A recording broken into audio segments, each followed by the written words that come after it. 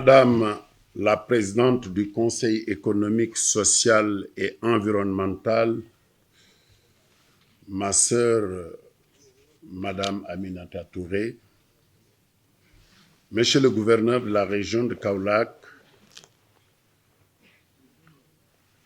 Monsieur le préfet du département de Kaolack, Mesdames et Messieurs les maires du département de Kaolack, Monsieur le commissaire représentant la commission de la CEDEAO, Madame la présidente de la Fédération des chambres de commerce et d'industrie de la CEDEAO, Monsieur le président de l'Union nationale des chambres de commerce du Sénégal, président de la chambre de commerce de Kaolack, mon cher ami Serigne Mboup, Mesdames et Messieurs les présidents des chambres de commerce et secrétaires généraux des chambres consulaires, Mesdames et Messieurs les présidents des chambres de métiers et des secrétaires généraux, Mesdames et Messieurs les opérateurs économiques, distinguées personnalités, toute obédience confondue, Mesdames et Messieurs, en vos titres et qualités, je voudrais m'exprimer ici, Madame la Présidente,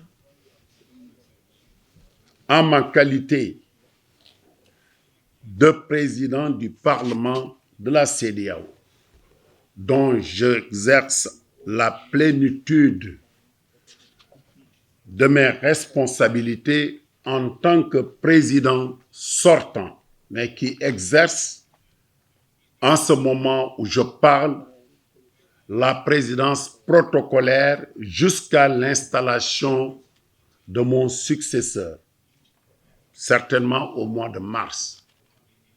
C'est l'acte additionnel qui dispose de cette disposition pour diriger notre chambre, notre institution.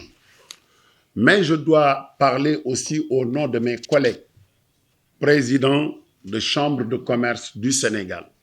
Nous partageons l'union des chambres de commerce dont je suis le chargé des relations avec les institutions en ma qualité de président de la chambre de commerce de Diourbel. Madame la Présidente, cette rencontre d'aujourd'hui est importante et essentielle.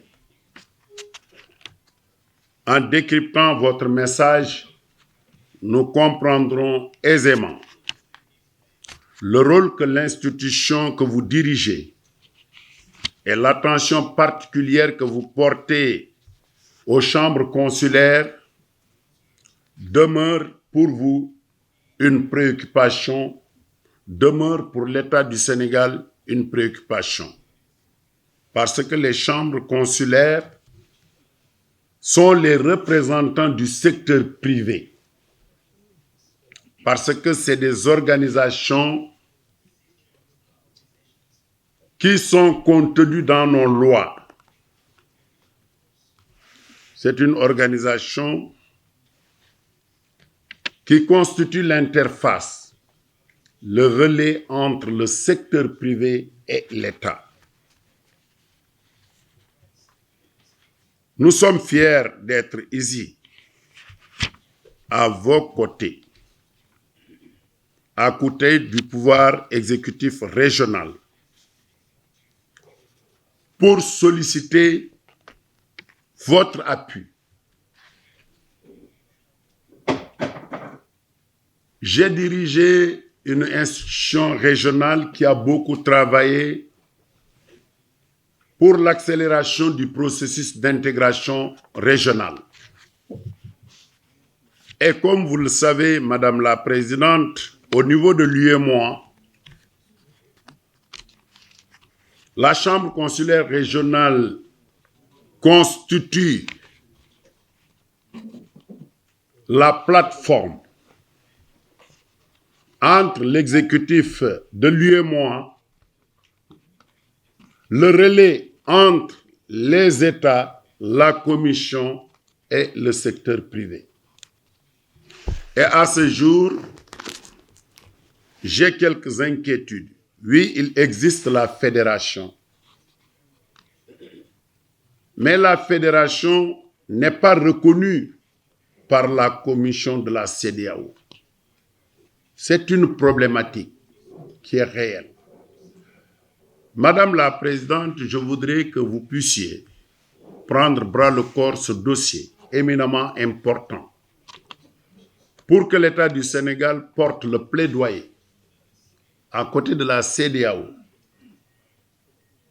pour la mise en œuvre ou bien pour mettre en place un dispositif juridique qui puisse installer la chambre de commerce régionale qui prendra en compte et prendra aussi les préoccupations du secteur privé dans le processus d'intégration. Je n'irai pas loin parce que les entraves à la libre circulation des personnes, des biens existent bel et bien jusqu'à ce jour. Donc, pour la mise en œuvre, les chambres consulaires, à côté du Conseil économique, social, environnemental des États membres, pourraient aider à la mise en place d'un dispositif opérationnel pour l'exécution, parce que déjà les lois existent, des dispositions du traité qui donnent droit aux opérateurs économiques de se déplacer librement avec leurs marchandises, avec l'argent pour échanger, c'est-à-dire les échanges intracommunautaires. Et jusqu'à présent, il y a des problèmes, il y a beaucoup de barrières. Et je pense qu'avec l'appui des conseils économiques, avec l'appui des ministères de l'économie et des finances, nous pourrons relever ce défi. Je voudrais, pour terminer, rappeler quelques dispositions parce que nos chambres de commerce ne sont pas des syndicats, mais de véritables organisations dotées de la puissance publique et capables d'influer sur toutes les décisions relatives à l'économie et aux finances. Et à vous de jouer votre rôle, Madame la Présidente, pour nous accompagner. Durant mon mandat à la présidence du Parlement de la CEDEAO, mon sacerdoce était la libre circulation des personnes et des biens, l'élimination des tracasseries policières et douanières, la disparition des barrières non tarifaires qui n'ont aucune base légale, mais également la promotion de la paix et des relations apaisées entre les États. Ces missions m'ont passionné et j'en ai parlé, je ne reviendrai pas sur ces questions. Donc, M. Serigne Mboup, votre travail à la tête de l'Union, votre travail à la tête de la Chambre de commerce de Kaolack n'est plus à démontrer.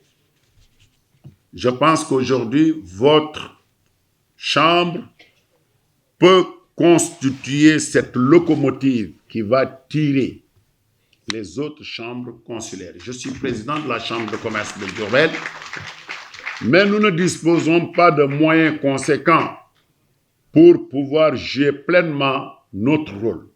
Madame la Présidente, je sais compter sur vous, votre dynamisme, pour nous accompagner. Et je voudrais quand même que vous puissiez accorder au président de l'Union une audience. Et tous les présidents de chambre seront là-bas pour échanger avec vous parce que nous saurons compter sur vous. Je salue tout le monde et vous remercie parce que je n'avais pas préparé un discours parce que j'étais trop pris. J'ai essayé de dire quelques mots. Je vous remercie une fois de plus, Madame la Présidente. Soyez vraiment comme chez vous. Nous sommes fiers de vous d'avoir une femme à la tête de cette organisation extrêmement importante que nous soutenons fortement. Nous vous remercions ainsi que votre délégation et tous les présidents de chambres de commerce qui ont fait le déplacement de Kaolack. Nous sommes fiers de vous. Je vous remercie. Obrigado. Thank you.